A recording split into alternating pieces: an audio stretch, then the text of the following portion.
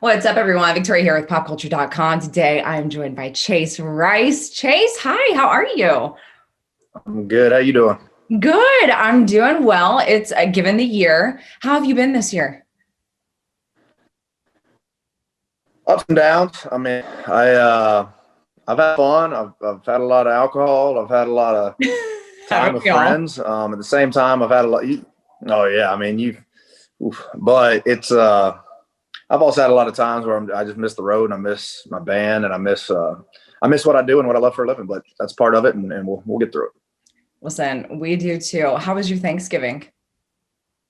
Yeah, it was great. I spent it down in Florida with my family. Actually, I spent part of the front half with my family down in Florida. I had a couple acoustic shows down there in Daytona. And then I spent the back half, actual Thanksgiving Day of that week, with the crew that I've been quarantining with. And we did it up right again. Lots of food, lots of alcohol. Yeah, I was very full and very happy by the end of the night. Good. I'm so happy to hear that. We've got a new song out, Drinking Beer, Talking God, Amen. Once again, loving the title of this song. You partnered up with your pals, Tyler and Brian from Florida Georgia Line. This was the first time that you guys kind of worked together since Cruise, yeah? Yeah. We did a lot of songs way back. I hesitate to say it's our first collab because we did a ton back in the beginning of our careers, Yeah. but it's stuff that nobody would really know now. But this is probably I did have a song on one of their records called While He's Still Around, but really it's the first one we put out as a single since Cruise. Yeah. Oh my God. Well, I've listened to the song a number of times, and obviously with the title of it, it's kind of self-explanatory, but where did the premise come from? What was the idea behind it? It was really Corey Crowder, who's FGL's producer. Now he's producing some stuff with me. Mhm. But I've written with Corey for a long time. We never really gelled before until this song. It was me, Corey Crowder, Cale Dodds, and Hunter Phelps. We were just on the back of a tour bus, and Corey was obsessed with the idea of writing a song. He kept saying a porch song. I want to write a song that just feels like it needs to be on a porch song, like you're sitting on a front porch or back porch, whatever. So we couldn't figure it out. Then I looked through my phone, through my notes, and I saw Drinking Beer, Talking God, Amen. And I was just like, man, if this ain't a porch song, then I don't know what he wants. And as soon as I said it, he loved the idea. So we knew automatically right then, as soon as we had the title, where we should take it. And it was just a fun write because it happened easy. The best ones usually happen easy for me anyway. Mhm. I wrote it in about an hour and a half, did a vocal on the bus, and then took it to the guys. And really, he writes for them and produces for them. And so they heard it before. I didn't have to send it to them. They heard it from Corey. Yeah. And Brian was actually really excited about getting in the studio and producing it. He was like, man, let's get in there and produce like we used to. Let's just have some fun like we used to. Yeah. And then the further it got down that road, it was like, all right, well, why don't y'all just jump on this song? And it was Brian's idea actually for that. He said, I know how we can make this really special. Let's do a CR FGL collab. And it's been 10 years since we've done that. So it's a special song. It's not just a regular collaboration, that people get together and do their art together. This is a lot of history behind this one. It's a lot of friendship and a lot of time spent in the studio and in bars and around fires. And we spent a lot of our life together. So it's cool to put one out this big. Well, it sounds like it. You said usually the best ones are the ones that come easy to you. Would you say that's because it's maybe a little bit more organic? Because to me, this song, being raised in the South, like this song sounds very Tennessee. And I like that. It reminds me, I kid you not, like it took me back to some of my high school and my college days. And just the days where we used to go driving on the back roads and we'd go out to the swing and, just hang out and drink some beer and have a good time. Does it just feel more organic to you? Would you say? Yeah, absolutely. It's not trying to be something else. I think myself, I think there's been times in any artist career that you try to do something for whatever reason. You just want to do it. And I don't think there's anything wrong with it. I think that's the coolest part about being an artist is the failures lead to some amazing successes. Yeah. And this one wasn't trying to be anything. It was just us being us. Yeah. And that's going to be the same thing for the music video when we get that done. So that's what's so special about it. It's organic. It's very real to who we are as people. It's very real to how we spend a lot of our year this year and how we spent a lot of our time in the beginning of our careers when we were broke and had to leave the bars early because one, we were too drunk, and two, we couldn't afford to buy drinks there anymore. We got some back at the house. Let's go back and have a fun time around the fire. So there's a lot of cool history behind this song between me and the boys.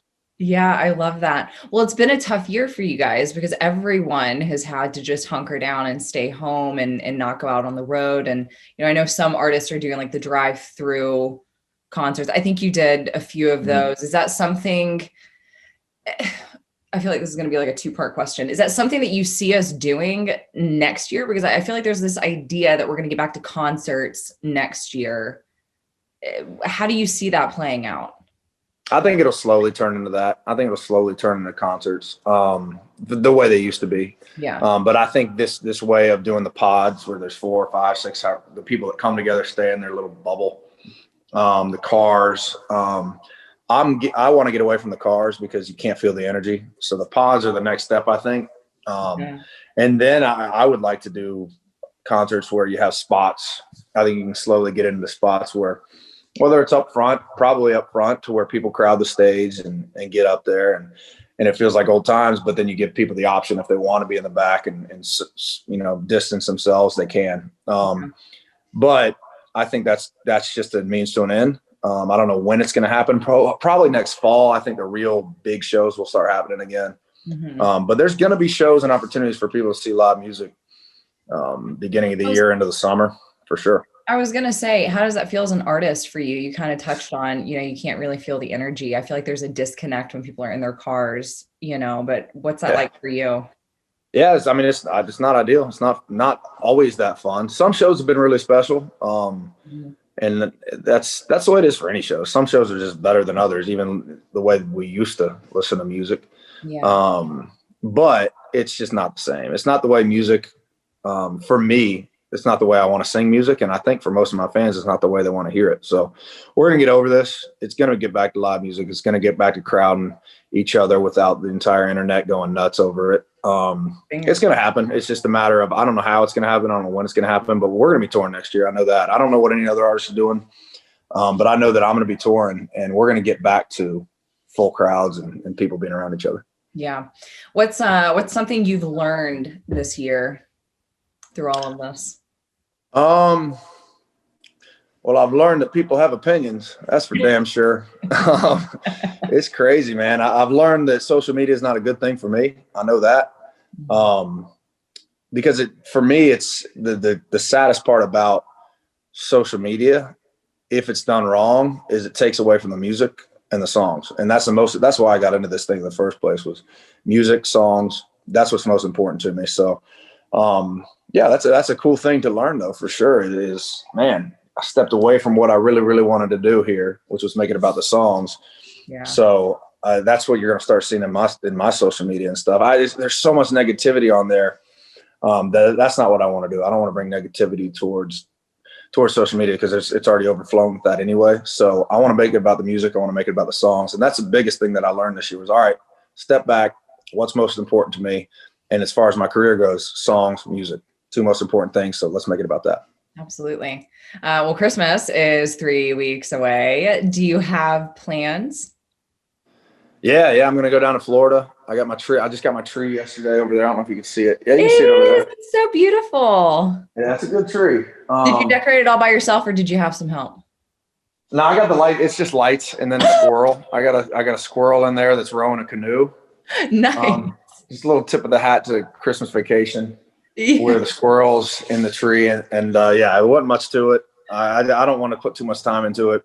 Yeah. The only way decorations were going to go on there is if my niece Addie, Danny, and Walker and my family and my mom and everybody was going to come up here. But we're taking it down to Florida this year, so I was like, I don't need to overdo it. There you go. Just put some lights on and call it a day. Well, that's good. Well, New Year's is also right around the corner. I know a lot of people do the New Year's resolutions. Do you get into that at all? If so, what are some New Year's resolutions that you have? No, I don't get into that. I don't know. It's just not my thing. But I do love. One thing I've learned about New Year's is I'm no longer going out. I'm no longer going to a city. Obviously this year's gonna be different for everybody anyway. But I don't want to go out in the bar scene. It's always a letdown. And last year we went to Stowe, Vermont.